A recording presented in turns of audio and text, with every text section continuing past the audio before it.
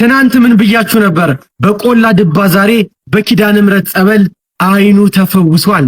የኪዳነ ምሕረት ጸበል ሳምቡር ከፕሌን እንደወረደ የጠጣው የኪዳነ ምሕረት ጸበል አስመጥቶ ነው ይላል ይሄ ፒክቸር። ማን ነገረ? በመጨረሻም በሞት ጥላ ውስጥ የተጓዘው ያ ጀግና ብላቴና ታሪክ ዛሬ በድልና በደስታ ተቋጭቷል። ውድ የተከበራችሁና የተወደዳችሁ የዚህ ቻናል ቤተሰቦች እንዴት ናችሁልኝ? ሰሞኑኛ ወቅታዊ አነጋጋሪ የሆነ ቪዲዮዎችን ይዤላችሁ መጥቻለሁ። ታዲያ ቤተሰቦች ለቻናላችን አዲስ ከሆናችሁ ይህንን ቻናል ሰብስክራይብ፣ የምንለቃቸውን ደግሞ ቪዲዮዎች ላይክ ማድረጋችሁን አትርሱ። ወደ ቪዲዮቹ ማሰማችሁ ቪዲዮ ምንድነው? እጅግ በጣም ደስ የሚል ድንቅ ተአምር በጎንደር እየተሰማ ነበር። እርሱም ምንድነው? እናታችን ቅድስት ኪዳነ ምሕረት በአንድ ዋርካ ዛፍ ላይ ምስለ ስሯ መገለጹ እንዲሁም ደግሞ ከቀናት በኋላ ደግሞ ጸበልን መፈለቁ የተነገረ ነበር። እጅግ በጣም ብዙ ኦርቶዶክሳኖችም ደስታቸውን እየገለጹ ነበር። እስኪ ደግሞ አንድ ቪዲዮ ሰምተን እንመለስ። ዛሬ በጎንደር ምድር የታየው ተአምር መላው ዓለምን እያነጋገረ ነው። ባለማይተቦች፣ የቅድስት ኪዳነ ምሕረት ወዳጆች ይሄንን ቪዲዮ ኮሜንት ላይ ገብታችሁ ኪዳነ ምሕረት ወይም 16 ቁጥር እንድትጽፉ ጠይቃችኋለሁ። ዛሬ በጎንደር የታየው ተአምር መላው ዓለምን አስደንግጧል። በአማራ ክልል በምስራቅ ደንቢያ ቆላ ድባ ከተማ የምታዩት ዋርካ ላይ የቅድስት ኪዳነ ምሕረት ምስል ተገለጸ። ትናንትና ዛፉን ለመቁረጥ ያልተጠቀሙት ማሽን አልነበረም፣ ነገር ግን ማሽኖቹ ከጥቅም ውጭ ሆኖ ነበር። ይህ ተአምር፣ ይህ ዜና መነጋገሪያ ሆኖ ሳያበቃ ዛሬ ጠዋት ደግሞ ከዚህ ዋርካ ስር ጸበል ፈልቆ የአካባቢው ሕዝብ እየተጠመቀ በርካቶች ደግሞ እየተፈወሱ እየዳኑ ለምስክርነት እየበቁ ነው። ለእግዚአብሔር ምን ይሳነዋል? ምንም አይሳነውም። ትናንትም ድንቅ ተአምራትን ሲያደርግ ነበር፣ ዛሬም በዘመናችን እያደረገ ነው፣ ነገም ደግሞ ሲያደርግ እንመለከታለን። ሰማችሁት፣ እንደተመለከታችሁት ነው። እጅግ በጣም ብዙ ሰዎች በቦታው እየሄዱ ምህረትን እያገኙ ይገኛሉ። እጅግ በጣም በሚገርም ሁኔታ ለብዙ ዘመናት አይነ ስውር የነበረ አንድ ወጣትም አይኑ እንደተገለጠለትም የተናገረ ነበር። ቀደም ወንድማችን ሲናገር እንደነበረው ኪዳነ ምሕረት እያላችሁ ሀሳባችሁን ኮሜንት ላይ አስቀምጡ። ሰሞኑን ኢትዮጵያ ውስጥ የገባ አንድ ትልቅ እንግዳ ላይ ተባለ። እጅግ በጣም ብዙ ሰዎች በሶሻል ሚዲያ ላይ ቪዲዮውን የተቀባበሉት ነበር። ሳንፎርድ ኢትዮጵያ ውስጥ እንደገባ ታውቃላችሁ። ታዲያ የብዙዎች ክራሽ ነበር። የነ ዳናዊት የነ ቬሮኒካ የልጅነት ክራሻቸው ነበር ሳንፎርድ። ታዲያ ሳንፎርድ ኢትዮጵያ ከገባ በኋላ እጅግ በጣም አስገራሚ ነገሮችን የተናገረ ነበር። እርሱ ምንድነው? ኢትዮጵያን ከረገጥኳት በኋላ መጀመሪያ ያደረኩት ነገር ምንድነው? የኪዳነ ምሕረትን ጸበል ነበር የጠጣሁት ነው። እጅግ በጣም ደስ የሚል ነገር እየተናገረ ነበር። እስኪ ደግሞ የሳንፎርድ ንግግር ሰምተን እንመለስ። የኪዳነ ምሕረት ጸበል ሳምቡር ከፕሌን እንደወረደ የጠጣው የኪዳነ ምሕረት ጸበል አስመጥቶ ነው ይላል ይሄ ፒክቸር። ማን ነገረ? ኦ ማይ ጋድ አውጥቶታል። አላየሁትም ታውቃለህ። እኔ ራሴ ያ እህቴን ቀድሜ ስመጣ በቃ የኪዳነ ምሕረት ጸበል ይዘሽልኝ ነው ያልኳት። በቃ እዛ ያለውን ለቀህ ገባ አይደለ? ፍሬሽ ሆነ አፕግሬድ በማድረግ ነው ገባ አይደለ? በየቦታው ስትሄድ አሁን ስልክ ራሱ አዲስ ነገር ሲመጣ አፕግሬድ ይደረጋል አይደል? ኢትዮጵያ ምድር ስረግጥ ያው ብዙ የነካካሁት ነገር አለ፣ ብዙ የበላሁት ነገር አለ። አላውቀውም ገባ አይደለ? ምድር የእናቴ ምድር ደግሞ ስረግጥ ከ14 ዓመት በኋላ የእመቤቴን ጸበል ጠጥቼ ክሊር ፍሬሽ ሆኜ መግባት ፈለኩኝና ጽድት አድርጎ እዛው ኤርፖርት ላይ ግን እኔ ሰው ያላየው መስሎኝ ነበር ታውቃለህ። እህቴን አምጪልኝ አልኳትና እህቴ ነች የውሃ በሃይላንድ ዕቃ ይዛ የመጣችውና እኔ ሰው ያወቃ አልመሰለኝም። ለነገሩ ያ ዳሰት በጣም ደስ ይላል። ከሰይፉ የሚያመልጥ ነገር የለም ታውቃለህ። እኔ ራሷ አላወኩም። እንግዲህ አብረን አላወኩም። ውሃ መስሏል ሲጠጣ ልጄ አብረን መጥቷልና ነው ወደ ሊሞ ስንገባ ጠጣሁኝና ምን አለሽ ልጄም ሰጡት። አልሰጡም እንዴ? አንተ መናገር ነበረባት ስትመጣ። እሱ ዘምዘም ነው ያመጣው። እቺ እንደዚህ አድርጋ ኦኬ። አይ ስትመጣ እኮ ብትናገር ኖሮ ይዘጋጅልኝ። እውነት ነው። አይ ደስ ይላል። ግን እንደዚህ እናቴ ደግሞ ስትሄድ ትጠጣለች፣ ችግር የለውም። ጭንቅላትን ክሊር ለማድረግ ሰውነትን ገባ አይደለ? ስትሄድ ተባርከ ትገባለህ። አንድ ቦታ ትገባ። ይሄ ተባረከ ምድር ነው ገባ ሰው ማንኛውም ሰው ኢትዮጵያ ሲገባ ሊያደርገው ይገባል። ዲክሮኖ ሁላችሁ በወክሉት እጅግ በጣም ደስተኛ ትሆኑበታላችሁ ብዬ አስባለሁ። እስኪ ደግሞ ሌላ ቪዲዮችን ሰምተን መንጠልጠል ከ700 ኪሎ ሜትር በላይ ከደንቢ ዶሎ የመንጠቅ ታዳጊ እንደሰማችሁት አልጠራጠርም። እጅግ በጣም ነው ብዙ ሰዎች ያስገረም የነበረው። ለምንድነው እንደረጋግጥስ ያደረከው ሲባልም እናቴ ለመርዳት ነው ብሎ ገና በዚህ እድሜው ህዝብን ጉድ እያስባለ ነበር። እስኪ ደግሞ የዚህን ታዳጊ ተሞክሮ ሰምተን በመጨረሻም በሞት ጥላ ውስጥ የተጓዘው ያ ጀግና ብላቴና ታሪክ ዛሬ በድልና በደስታ ተቋጭቷል። የእናቱን ሕይወት ሊቀይር 600 ኪሎ ሜትር ማንም ሰው ሊገምተውና ሊያስበው በማይችል መልኩ ሕይወቱን ሰውቶ መኪና ብረት ስር የመጣው ገመቺስ ፈጣሪ መንገዱን አቅንቶለታል። ትላንትና ታህሳስ 24 ቀን 2018 ዓመተ ምህረት ለሕፃን ገመቹና ለቤተሰቡ ልዩ ቀን ሆኖ ውሏል። በታዋቂው የቲክቶክ ተጽዕኖ ፈጣሪ አዶናይ አስተባባሪነትና በቦራ አሚውዝመንት ፓርክ ደግነት ሕፃኑ ለቀጣዮቹ 12 ወራት በየወሩ 100 ሺህ ብር በቋሚነት እንዲከፈለው ተወስኗል። ይህ ድጋፍ ሕፃኑ በህይወት ተወራርዶ ሊረዳት የፈለጋት እናቱንና ብሎም ደግሞ ለራሱ መተክ የሌለው እገዛ ይሆናል። ገመቹ 600 ኪሎ ሜትር በመኪና ስር ተደብቆ የመጣው የተሻለ ኑሮ ፍለጋ ሳይሆን በልጅነት ትከሻው ላይ የወደቀው የቤተሰብ ሸክም ለማቅለል ነበር። ያ እናቴን ለመርዳት ነው የምትለው አጭር ቃል ነገር ግን ጥልቅ ቃል ዛሬ የኢትዮጵያውያንን ልብ ከፍታለች። አምላክ ሲፈቅድ ከሞት ጥላ ውስጥ ህይወትን ከመከራ ውስጥ ደስታን ያወጣል። ቤተሰቦች እንደሰማችሁ ስንተመለከታችሁት ነው ከመኪናው ስር ሆኖ ነበር ያ ሁላ ኪሎ ሜትሮችን ሲያቋርጥ የነበረው። ታዲያ እንዴት አድርገ ነው ይሄ ሁላ ኪሎ ሜትር ሲያቋርጥ ሲባል እንደዚህ በተግባር እያሳየ ነበር። ቤተሰቦች ነው ለእናንተ በተለይ ደግሞ ለልጆቻችሁ እንድታስተላልፉ ፈልገው መልእክት ምንድነው? ማንኛውም ታዳጊ ማንኛውም ህፃናት ከመኪና ጀርባ ላይ መንጠለም ሆነ እንደዚህ አይነት ድርጊት አባካችሁ እንዳይሞክሩት እጅግ በጣም ትልቅ ማስጠንቀቂያ ይገባችኋል ብዬ አስባለሁ። ታዲያ ቤተሰቦች የዚህን ታዳጊ ድርጊት እንዴት አገኛችሁት? ሀሳባችሁን ኮሜንት ላይ አስቀምጡ። በቀጣይ ደግሞ ማሰማችሁ ቪዲዮ ምንድነው? ሰመረ ባሪያው በተለያዩ ጊዜ የተለያዩ ሀሳቦችና አስተያየቶችን ይሰጣሉ የተለያዩ ቪዲዮዎች ላይ። እስኪ ደግሞ ለዛሬ አንድ እጅግ በጣም አስገራሚ የሆነ ቪዲዮ ይዤላችሁ መጥቼ ነበር። እስኪ የሰመረ ባሪያውን ንግግር ሰምተን ጫፍ ላይ የኢትዮጵያ ንግድ ባንክ አለ። አሁን ያችን 500 ብር ላውጣ ቁጥሩን ነክቼ ሞልቼ ምን ብዬ ከዛ እኔ ሞላሁት የሰጠሁት 500 ብር ብዬ ነው ጠቃ ያደረኩት። አሁን ቆየብኝ ውስጥ ከገባ ወዲያ ወይ ካርዲን በላብኝ የለው መሰለኝ ብዬ ስጨናነቅ ወጣ። ደግሞ ካርድሽኑ ሰጃለኝ ወሰድኩ። ከእንደገና ብሩ 500 ብር ናት ምን ታክላለች። እንዲህ ብዬ ላወጣ ስል አልነሳልኝ። እንዴ ምንድነው ብዬ ስል ብር ነው ማአት ብር ነው የለቀቀው። ጂሰስ ጂሰስ ጂሰስ። እማ አንቺ አካውንት ላይ ነበረው ስንት ብር ነው? 1000 ብር ከሳንቲም። አንቺ ኤቲኤሙን ያዘዝሽው ስንት ነበር? 500 ብር ነው የነካው። የነካሽው እሱ ሲያው ቆጥሮሻል? ብሩን ቆጥሮሻል? አልቆጠርኩ ለጊዜው አልቆጠርኩትም። ደነገጥኩኝ። ወይኔ ይሄን ጌታ እየሰራ ያለው ጌታ የናዝሬቱ ኢየሱስ የዚህ ቤት ንጉሥ አሁን ያንን ብር ይዤ ሳየው 200 ብር ማአት 100 ብር 50 ብር አለ። ወይኔ ወርደው ይዙኝ ይሆን ያልኩኝ ፈራው። ካርቼ እየተንቀጥቀጥኩ ነው። በጠዋት ነው የመጣሁት በሽታዬን ለመታከም። አሁን ሰዓት እንዳይረፍድብኝ ቸኩያለሁ። አንድ ሴት መጣች ልታወጣ። ምነው ምን ሆነሽ ነው የቆምሽው ስትለኝ አይ እኔ አልሰራልሽም ሰርተውልኛል። ታዲያ ምን ትሰሪያለሽ? እኔ የጠየቅኩት ብር አይደለም 500 ነው የጠየቅኩት። ከየት እንዳመጣው አካውንቴ ውስጥም የለም። ስለዚህ የት ልሂድ አልኳት። መሸገረሽ ከመጣልሽ እሳይ ብለሽ ክብር ስጥ ለመንፈስ ቅዱስ። ይችላል ኢየሱስ። እንደዚህ ችሎ ማያውቅም አይችልም። በነገራችን የመከረችሽ ሴትዮ ሌባ ናት። ፕሮፌሽናል ሌባ ናት የመከረችሽ ሴትዮ። አንቺ ውርደተኛ ሰው ነሽ። በነገራችን ላይ የሰው ገንዘብ ማማከርሽ ምን ላድርግ ምናምን ብለሽ አክሲደንት መልሺ። ሰሞኑን ስማቸው ከተለጠፉት ውስጥ ፎቶዎች ታይታይ መልሺ። ሰሞኑን ኮንሽ እንዴ ባንኩ እዚህ ዋይ ዋይ ይላል። እናንተ ስትመሰጋገናላችሁ በሰው ገንዘብ። እንደው ዩኔስ እሺ ድሮም አድርጊው።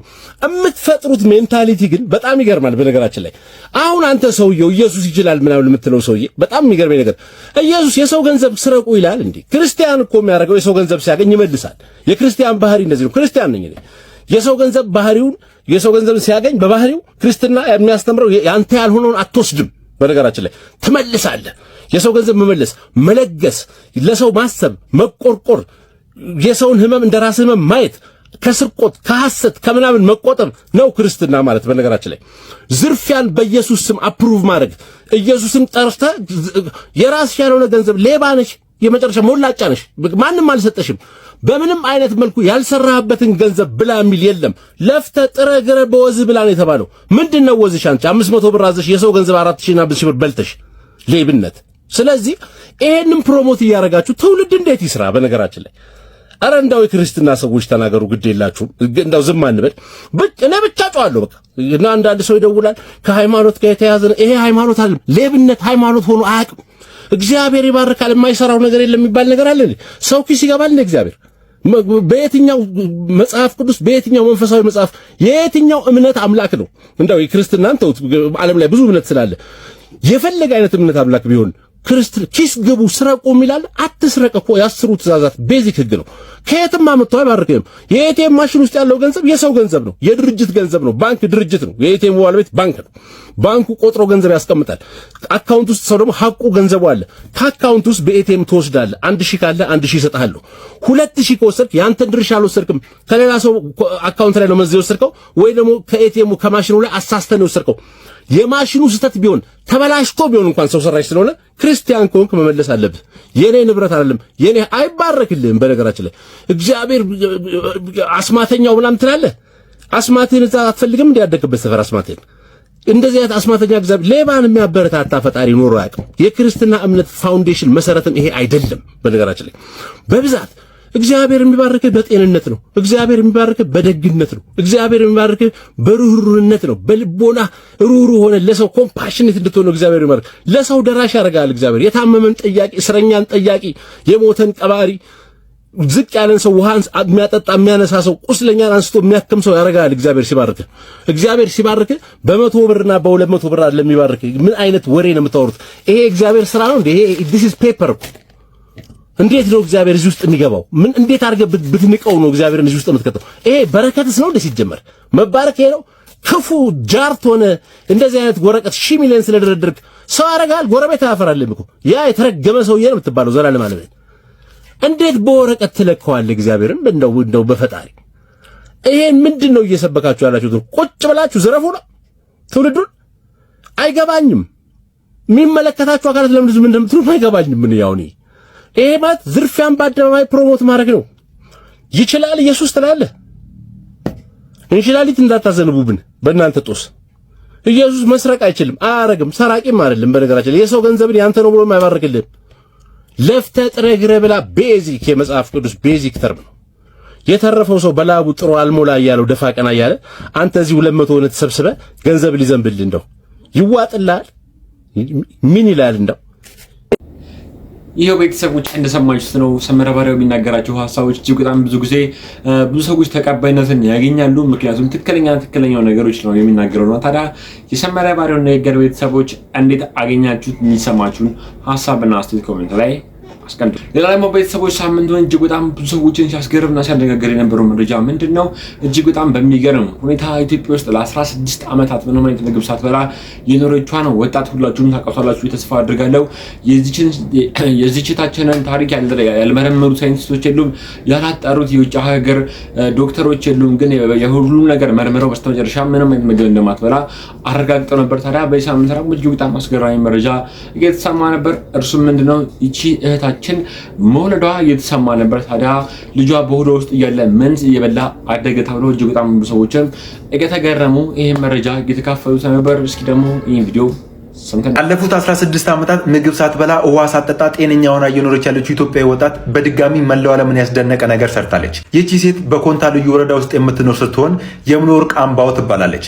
ከዛሬ 16 ዓመት በፊት የ10 ዓመት ልጅ እያለች እንጀራ በምስር ወጥ ከበላች በኋላ ላለፉት 16 ተከታታይ ዓመታት ምግብ በልታ ውሃ ጠጥታ አታውቅም። ይህንን የሰሙ በርካታ ትላልቅ ዓለም አቀፍ ሚዲያዎች ይህችን ሴት ለመጎብኘት ወደ ቦታው ድረስ በመሄድ የዚህችን ሴት ታሪክ ለመላው ዓለም ዘግበዋል። ከዛሬ 4 ዓመት በፊት የኢትዮጵያ የኢትዮጵያ ጠቅላይ ሚኒስትር ዶክተር አብይ አህመድ በዚህ ተግባር በመገረም ቦታው ድረስ በመሄድ ይቺን ሴት ጎብኝተው ተመልሰው ነበር። ታዲያ አስገራሚው ነገር ይቺ ሴት በቅርቡ ልጅ ጸንሳ ጤነኛ ልጅ ወልዳለች። ይህን የሰሙ በርካታ ዓለም አቀፍ ሚዲያዎች በድጋሚ በዚህ ሴት ተግባር ተደመውና ተደንቀው ይቺ ሴት ወደምትገኝበት ቦታ እየተመሙ ይገኛሉ። እንደሰማችሁ ስለ ታዲያ ይሄን የህይወት ታሪክ ሰው ምን አይነት ስሜት ተሰማችሁ? እጅግ በጣም አስገራሚና አነጋጋሪ ታሪክ ነው ብዬ እኔ ለእናንተ ለቤተሰቦቼ ይዤላችሁ መጥቼ ነበር። ታዲያ ቤተሰቦቼ የመረጃስ እንዴት አገኛችሁት? ሀሳባችሁን ኮሜንት ላይ አስቀድሞ ቤተሰቦች አርባ ምንጭ ላይ እጅግ በጣም አስደናቂና አስገራሚ አስደንጋጭ የሆነ ነገር ተከሰተ እየተባለ ነበር። እስኪ ደግሞ ይሄን ቪዲዮ ሰምተን እንመለስ። አርባ ምንጭ ላይ የተከሰተው ከኋላ የምትመለከቱት ቪዲዮ ከትናንት ጀምሮ ሲዘዋወር ነበር። ታዲያ ስለ ሁኔታው ለማጣራት ሙከራ አድርጌ ያገኘሁትን መረጃ ላካፍላችሁ።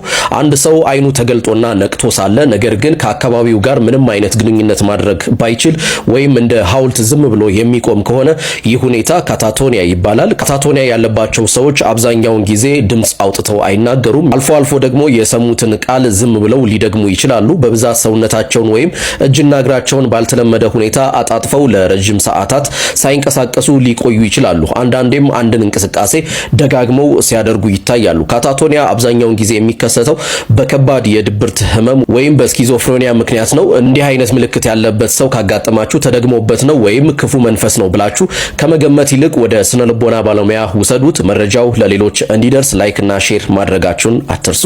መልካም ጊዜ።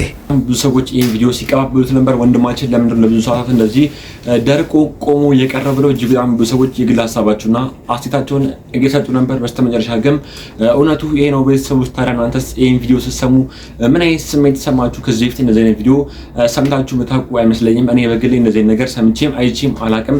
ዛሬ ለመጀመሪያ ጊዜ ነው ከእናንተ እኩል ሰሞት ማለት ይቻላል። ታዲያ ቤተሰቦች እናንተስ ይህን ሀሳብ እንዴት ተቀበላችሁት? ሀሳባችሁ ኮሜንት ላይ አስቀምጡልን። በቀጠል ደግሞ ቤተሰቦች ማሰማችሁ ቪዲዮ ምንድነው ስለ ሟች ቀነኒ አዱኛና ስለ ቀድሞ ባለቤቷ ስለ አንዱዓለም ጎሳ የተለያዩ መረጃዎች እየወጡ ይገኛሉ። በቻተም የቀነኒ አዱኛ አባተን በሽምግልና ልክ ይላል የነበረው ፕሮግራምን እኔ አልቀበለም ብለው ብዙ ሰዎች የተለያዩ ሀሳቦችን እየሰጡ ነበር። እስኪ ደግሞ ጠቅላላ አድርጌ ስለ ቀነኒ አዱኛና ስለ አንዱዓለም ጎሳ በዚህ ሳምንት የተለቀቁ የነበረ ቪዲዮችን ሰምተን እንመለስ። ቀነኒ ጉዳይ ስትከታተሉ የነበሩ ኢትዮጵያኖች በሙሉ የከበረ ሰላምታዬን እያቀረብኩ ሰሞኑን በሶሻል ሚዲያ ላይ ሲዘዋወር የነበረው በእርቅ ሊጨርሱት ነው የቀነኒን ጉዳይ ተብሎ ለተለቀቀው እንደ ቤተሰብ የማናውቀውና ለምን እንደለቀቁ ባናውቅም እኛ እንደ ቤተሰብ እስካሁን የቀነኒን እውነት የቀነኒን ደም እንዴት እንደፈሰሰና የት እንደፈሰሰ በምንም በኩል ያልተገለጸልንና የክስ ሂደቱን እስካሁን መቋጫ ያላገኘና በሂደት ላይ ያለ መሆኑን የምናውቀው እንደ ቤተሰብ። ይሄ እንደሚታወቀው ከመጀመሪያው በቅርብ በተለያዩ ሰዓታት በተለያዩ ጊዜያት እንደገለጽ ነው ስለ ቀነኒ አሟሟት ስለ ቀነኒ የነበረችባትን ያሳለፈችውን ህይወት የሚገልጽ ሚዲያዎች ላይ ገልጸን የነበረ ቢሆንም እስካሁን በፍትህ ሚኒስቴርም በኩልም ቢሆን በሌላው በኩል ህጋዊ ውሳኔ ያልተሰጠው መሆኑንና እስካሁንም ሂደት ላይ ነው እያሉን መሆኑን ነው እንጂ የመጨረሻ ውሳኔ ያላገኘ መሆኑን ነው የምናውቀው። በተጨማሪም የህግ ሂደቱ እና ሚዲያዎችን ሶሻል ሚዲያዎች እንደሚለቁትም አንድ ሳይድ የያዘ ወይም በአንድ ወገን ብቻ ሰምቶ ከሚለቁት በስተቀር እንደ ቤተሰብ የተስማማንበት እንዳልነበረ እንድታቁ እንገልጻለን። በዚህ ሰዓት ስለ ሟች ቀነኒ አዱኛና አንዱዓለም ጎሳ አንድ አዲስ የተባለ መረጃ ተሰምቷል። ድምፃዊ አንዱዓለም ጎሳ በአባገዳ አባቶች ውሳኔ ከማህበራዊ እገዳ ነጻ ተብሎ ወደ መደበኛ የሙዚቃ ስራው እንዲመለስ የተወሰነ ቢሆንም የሟች ሞዴል ቀነኒ አዱኛ ቤተሰቦች ውሳኔውን እንደማይቀበሉት አስታውቀዋል። የሟች ቀነኒ አባት የሆኑት አቶ አዱኛ ዋቆ በሰጡት ምላሽ የገዳ አባቶች ጋር ያልተስማማንበት ነጥብ የገዳን ስርዓት ካለማክበር ሳይሆን የቀነኒ ጉዳት በግልጽ ሊጣራ ይገባል ከሚል አኳያ ነው በማለትም መልሰዋል። አቶ አዱኛ በሂደቱ ላይ ስለቀረበው የካሳ ወይንም የጉማ ጥያቄ ሲያስረዱም በጎጂ በኩል እየተባለ ያለው አልገደልኩም፣ ነገር ግን ጉማ ከፍላለሁ የሚል ነው። እኛ ደግሞ የልጃችንን ጉማ አንበላም በማለትም መልሰዋል። ይህም የቤተሰብ ተቃውሞ የተሰማው ታዋቂው ድምፃዊ አንዱዓለም ጎሳም ታህሳስ 21 ቀን 2018 ዓ.ም በታላላቅ አባገዳዎች ፊት ለፊት ቀርቦ ቡራኬ ከተሰጠውና ወደ ሙዚቃ ስራው እንዲመለስ ተፈቀደለት ከተባለ በኋላ ነው። እናም ድምፃዊ ከሞዴል ቀነኒ አዱኛ ህልፈት ጋር ተያይዞ ተጥሎበት ከነበረው ማህበራዊ እገዳ ነፃ መባሉን ተከትሎ ወደ ስራ ለመመለስ ዝግጅት እያደረገ መሆኑን ተናግሮም ነበረ። በዚህ ጉዳይ ላይ ያላችሁን ሐሳብ ኮሜንት ላይ ጻፉልን። ፎሎ ማድረግ ቤተሰብ ይሁኑ። የቀነኒ ቤተሰቦች ልጃችን የደረሰባት ጉዳት መጠንና ጥልቀት በግልጽ ሊታወቅ ይገባል ሲሉ ተናግረዋል። አሁን የቀነኒ አባት ባጋሩት መልእክት በትናንትናው ዕለት አባገዳ ጋር ያልቀረብ ነው የአባገዳን ስርዓት ንቀን ሳይሆን ልጃችን የደረሰባት ጉዳት መጠንና ጥልቀት በግልጽ ሊታወቅ ይገባል በማለታችን ነው ብለዋል። ከመሐላ በፊት ይጣራል የተባለው ጉዳይ በአባገዳዎች ከመሐላ በኋላ እንዲጣራ መወሰኑን ተከትሎ እኛም በዚህ አልተስማማንም ሲሉ ነው የተናገሩት። በአንዱ ዓለም በኩል አልገደልኩም ነገር ግን ጉማ እከፍላለሁ መባሉን የተናገሩት የቀነኒ አባት እኛም ጉማ አንበላም በማለታችን ሳንስማማ ቀርተናል ብለዋል። ሰዎች ስለዚህ ጉዳይ እናንተ ምን ሐሳብና ምን አይታስተላላችሁ? የሚሰማችሁ የግል ሐሳብና አስተያየት አስቀምጡልን። ለበቀጣይ ደግሞ ቤተሰቦች ማሰማችሁ ቪዲዮ እጅግ በጣም ትልቅ ተአምሮች እየተከሰቱ ይገኛሉ። እጅግ በጣም ብዙ ሰዎችም ከህመማቸው እየዳኑ ይገኛሉ። እስኪ ደግሞ ሌላም አንድ ቪዲዮ እጅግ አስገራሚ የተባለ ተአምር ተሰምቷል። ወጣቱ በኪዳነ ምሕረት ጸበል አይኑ ማየት እንደጀመረ ነው የተገለጸው። አስገራሚ ተአምር እንግዲህ በዚህ ሰዓት ተሰምቷል።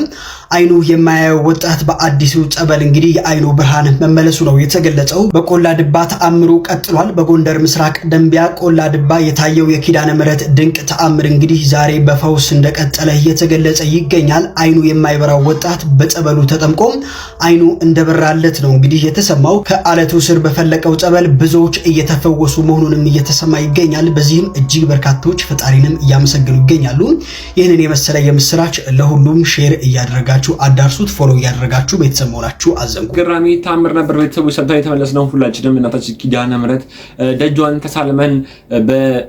ተሳልመን እኛም ጸበሏን ጠምቀን ለመዳን ያብቃን። ቤተሰቦች እጅግ በጣም አስገራሚ ነው ነገር ነበር የተመለከተን የተመለስነው። እስኪ ደግሞ ሌላ ቪዲዮችን ሰምተን እንመለስ። ቪዲዮ ምንድነው? ወንድማችን በሱፍ ጋር የተለያዩ እውነተኛ ታሪኮችን በማምጣት እጅግ በጣም ለብዙ ሰዎች ሐሳብና አስተያየት እንዲለዋወጡበት የሚያደርጋቸው ቪዲዮችን ይዞ ይመጣል። እኔና እናንተ ለቤተሰቦቼ ሐሳብና አስተያየቶችን ትለዋወጡበታላችሁ የማሰባችሁ ቪዲዮችን ይዤላችሁ እመጣለሁ። እስኪ የወንድማችንን የበሱፍ ቀን ንግግር በየቀኑ የህሊና ወቀሳ ይገርፈኛል፣ እየተሰቃየው ነው፣ ምክራችሁ ያስፈልገኛል ትለናለች የዛሬዋ ባለ ታሪካችን።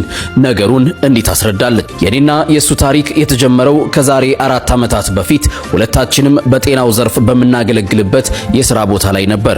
የሥራ ባልደረባ ብቻ ሳንሆን የሙያ አጋሮችም ነን። ምናልባትም የሙያችን አንድ መሆን ልባችንን በቀላሉ አቀራርቦት ይሆናል። በተዋወቅን በጥቂት ጊዜ ውስጥ የሐሳብ ልውውጣችን ደርቶ ቀልዶቻችን ተስማምተው ብዙም ሳንቆይ የልብ ጓደኛሞች ሆንን። የዕለት ተዕለት ውሏችን አብሮ ሆነ። ምሳችንን አብረን፣ የቡና ሰዓታችንን በጋራ ማሳለፍ ጀመር። ከምንለያይበት ጊዜ ይልቅ አብረን የምናሳልፈው ሰዓት በለጠ። በዚህ መቀራረብ ውስጥ እሱም ስለ ሕይወቱ በግልጽ ያዋየኝ ጀመር። የፍቅር ጓደኛ እንዳለችው ነገር ግን ግንኙነታቸው በደስታ የተሞላ እንዳልሆነ በቁጭት ይነግረኝ ነበር። ጊዜ አትሰጠኝም፣ እሷን ለማግኘት ያልተፈተንኩት ፈተና የለም እያለ ሲያወራኝ እኔም በወቅቱ በጓደኝነት መንፈስ ታገሳት፣ ጊዜ ስጣት፣ ነገሮች ይስተካከላሉ እያልኩ አበረታታው ነበር። ለሷ ያለውን ፍቅር እንዲንከባከብ መምከሬ የልብ ጓደኝነት የመገለጫ ይመስለኝም ነበር። ነገር ግን ቀናት ሳምንታት ወራትን እየወለዱ ግንኙነታችን ሌላ መልክ ያዘ። መላመዳችን ከመጠን አለፈ። እሱ ከሌለ ቀኔ ይጨልምብኛል፣ እኔ ከሌለው እሱ ደስታ አይሰማውም። የዚህኔ ቀስ በቀስ በህይወቴ ውስጥ ሰርጎ መግባት ጀመረ። የምሄድበትን ቦታ፣ የማገኘውን ሰው፣ የማነጋገረውን ስልክ ሁሉ ይቆጣጠር ነበር። በወቅቱ ይህንን የፍቅር ሳይሆን የእንክብካቤ መገለጫ አድርጌ ነበር የወሰድኩት። ለእኔ ስለሚያስብ ነው እያልኩ ራሴን አሳምን ነበር። ከእርሱ ቃልም አልወጣም። 1 ዓመት አለፈ። በፊት እሱና ጓደኛው እንዲገናኙ የነበረኝ ጉጉት ቀስ በቀስ እየጠፋ መጣ። ይባስ ብሎ እሷን ሲያገኛት እኔን ድብርት ይይዘኝ ጀመር። በውስጤ ትልቅ ትግል ተጀመረ። ልርቀው በሞክርም አልቻልኩም። እሱ በሁሉም ነገሬ ውስጥ ነበርና ከሱ መለየት ከራሴ መለየት ያህል ከበደኝ። እውነታው ገባኝ። አፍቅሬው ነበር። ከራሴ ጋር ስሟገት ከምኖር ስሜቴን በግልጽ ልነግረው ወሰንኩ። ድፍረቴን ሰብስቤ እየተሰማኝ ያለውን ሁሉ ሳሳውቀው የጠበቅኩትን ምላሽ አልነበረም ያገኘሁት። ምንም እንዳልደነገጠ ፊት በደስታ ተቀበለኝ። ፈርቼሽ ነው እንጂ እኔ ካፈቀርኩሽ ቆይቻለሁ። መኖር የጀመርኩት ካንቺ ጋር ነው፣ ላጣሽ አልፈልግም አለኝ። በድንጋጤና በጥፋተኝነት ስሜት ተዋጥኩ። እሱ ግን ደስተኛ ነበር። የዚያን ቀን አብረን አደር። ያቺ ሌሊት የህይወቴን አቅጣጫ ቀየረች። ከሱ በፊት ወንድ አላውቅም ነበርና ያልጠበቀው ድንገት የሆነበት ይህ ክስተት ፍቅሬን ከምንጊዜውም በላይ አጦዘው። እሱም ይበልጥ ወደ እኔ ተሳበ። ከዚያ ቀን በኋላ በስም ካልሆነ በቀር አብረን መኖር ጀመርን። አሁን ላይ የራሴን የንግድ ሥራ ብጀምርም የከፈተልኝና ከጎኔ ሆኖ የሚደግፈኝ እሱ ነው። አንቺን የተሻለ ቦታ ሳላደርስሽ እረፍት የለኝም ይለኛል። ለዚህም ከኔ በላይ ይለፋል። እኔ ግን የአእምሮ ሰላም አጥቻለሁ። በየቀኑ የህሊና ወቀሳ ይገርፈኛል። እስከ መቼ የሚለው ጥያቄ ሰላም ነስቶኛል። የሷስ ህይወት የኔስ መጨረሻ ምንድነው? የሱ መልካምነትና ድጋፍ በበዛ ቁጥር የጥፋተኝነት ስሜቴ እየከበደኝ መጥቷል እና አሁን በዚህ የሶስት ሰው ታሪክ ውስጥ የራሴን መንገድ አጥቼ ግራ ገብቶኝ ቆሜያለሁ። ምን ላድርግ? የተለመደውን ኃላፊነት ያለውን ምክራችሁን እሻለሁ ትለናለች። ዛሬን ለነገ እንኑር። መልካም ጊዜ።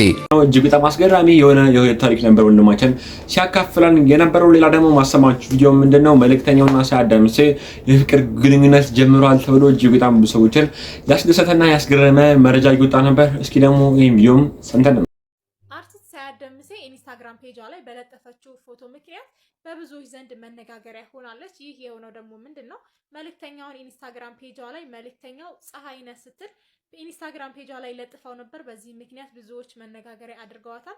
የአብዛኞች ደግሞ አስተያየት ምርጥ ጥምረት ወይም ደግሞ ጥሩ ጥንዶች ይወጣቸዋል ሲባልም መልእክተኛውና ሳያት ደምሴን እያጣመሩ ብዙ ነገር እያወሩ ይገኛሉ። ኢንስታግራም ፔጇ ላይ የለጠፈችው ፎቶ በምስሉ ላይ የምትመለከቱት ነው። የእናንተስ አስተያየት? እጃቧን ጠምጥማ ለእምነቷ ሟች እሷን ብቻ ትሰጣለች ቀንሳ እስከ ነፍሷን የባሊዋ ቆንጆ ልቤን ወስደው ባዶ ባህሌ ከባህሏ ተዋህዶ እኔን ከንሸዋ እሷ ነች ከባሌ ዋናው መዋደዱ ነው አለችኝ ውዴ ያንን ከንሸዋ ቢሸን ከምባሌ ዋናው ሰራና ፈትዋት ትጀት ጃርሊኩ ደግነትሽ ሌላ የምትወደጂው መሰሰት ታውቂ ወተቱ ስትቀጂው ልቤ ላይ ቁልፈሽ በይቁልፉ። ብዙዎቻችሁ ይህ ነገር የምር ቢሆን ደስ ይላችኋል። ምክንያቱም ሁለቱም በግል የሚወደዱ አርቲስትና እጅግ በጣም ጥሩ ስለነገሮችን ጥሩ የሆነ እርዳታዎችን በመድረስ የሚታወቀው መልእክተኛው አብረው በጋራ ቢጋቡ እጅግ በጣም ሰዎች ደስ ይለናል እያሉ የግል ሀሳብና አስተያየታቸውን እያቀረቡ ነበር። ታዲያ ቤተሰቦች እናንተስ የመረጃ ሰሙን ስሜት ተሰማችሁ? ቤተሰቦች በስተመጨረሻ ማሰማችሁ ቪዲዮ ምንድነው ኢቢኤስ ቲቪ ላይ እጅግ በጣም አስገራሚ የሆነ ነገር ተከስቶ እጅግ በጣም ብዙ ሰዎችም ተገርመው ይህን ፕሮግራም እያዩት ነው። ቤተሰቦች ለዛሬ ይዤላችሁ ቪዲዮ እነዚህን ይመስሉ ነበር። በቀጣይ እናንተን ቁም ነገር ይዛችኋል፣ ሀሳብና አስተያየቶችን ያለዋውጥባችኋል ብዬ ማስባቸው ቪዲዮችን ይዤላችሁ እመጣለሁ። ስላዳመጣችሁኝ አመሰግናለሁ።